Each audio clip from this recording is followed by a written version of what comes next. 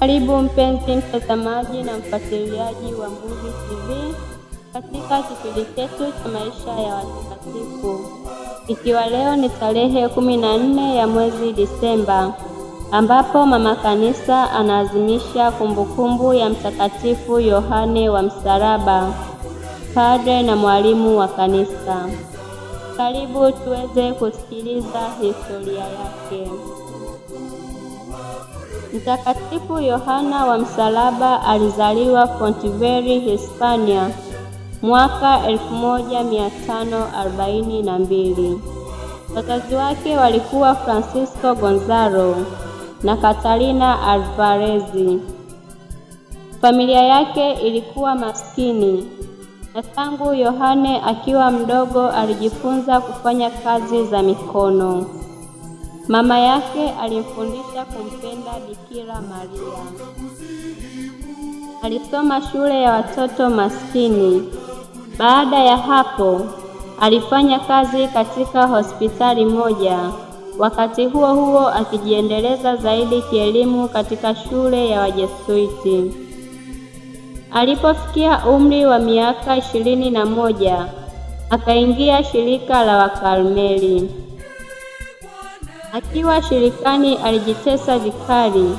Chumba chake kilikuwa kama kaburi na alivaa kiunoni mwake mnyororo uliotiwa misumari yenye kuchoma.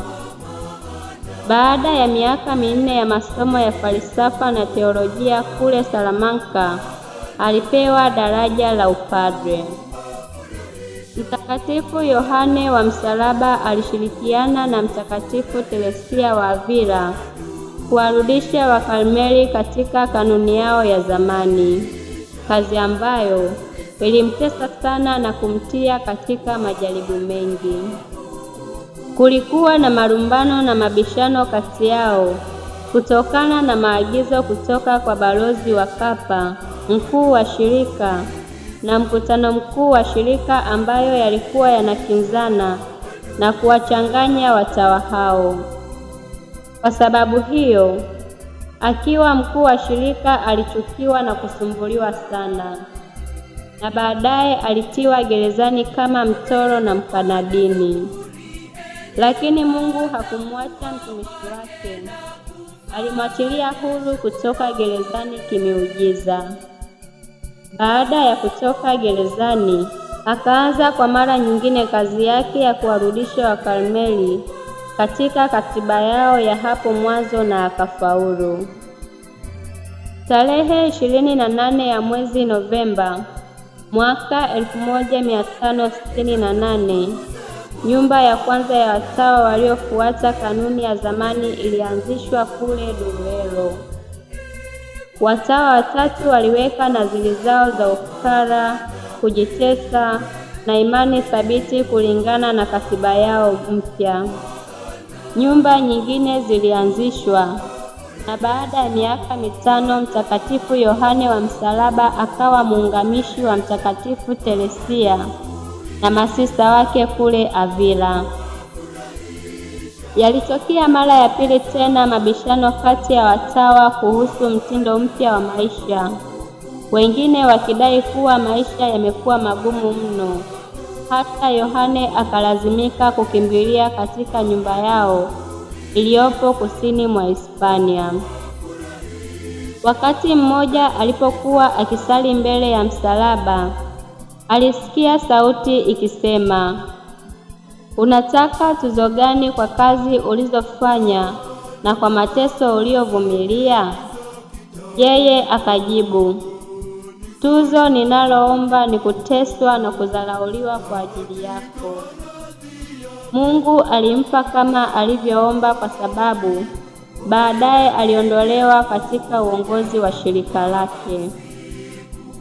Yohane wa Msalaba aliandika vitabu vingi vyenye mafundisho ya kiroho kama Kupanda Mlima Karmeli, Usiku wa Giza wa Roho, Utenzi wa Kiroho na Mwali Hai wa Upendo. Baadaye alipata vidonda 5 miguuni. Ilibidi waukate ule mguu. Madaktari walipokuwa wakisitasita kuukata, Yohana aliwaambia wasiogope kuukata, kwa kuwa yupo tayari kuufuata utashi wa Bwana wetu Yesu Kristo. Baada ya kupokea sakramenti ya mpako wa wagonjwa, alifariki dunia akiwa na tabasamu usoni mwake kule Ubeda, Hispania. Na tarehe 14 ya mwezi Disemba mwaka 1591 akiwa anasali zaburi inayosema, mikononi mwako Ee Bwana naiweka roho yangu, alitangazwa mwenye heri mwaka 1675 na Papa Clementi wa 10, na akatajwa kuwa mtakatifu mwaka 1726 na Papa Benedikti wa 13. Zaidi ya hayo, alitangazwa kuwa mwalimu wa kanisa mwaka 1926 na Papa Pio wa 11. Hiyo ndiyo historia ya mtakatifu wetu wa leo, ambaye ni Mtakatifu Yohane wa Msalaba. Tuungane na Mtakatifu Yohane wa Msalaba katika tafakari yake inayosema, roho inayotamani hekima ya kimungu inachagua kwanza kukumbatia msalaba.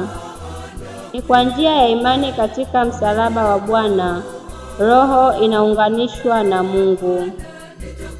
Ndugu zangu, Mama Kanisa pia kwa siku ya leo anaadhimisha kumbukumbu ya watakatifu wengine ambao ni watakatifu Heroni, Arsenius na Isidori, wafiadini wa Misri.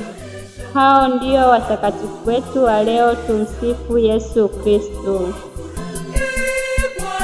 Nitakutukuza kwa maana wewe umeniinua, wanaokuwafurahisha, wanaokuwafurahisha adui zangu, ukuwafurahisha adui zangu, wanaokuwafurahisha, wanaokuwafurahisha adui zangu, ukuwafurahisha adui zangu.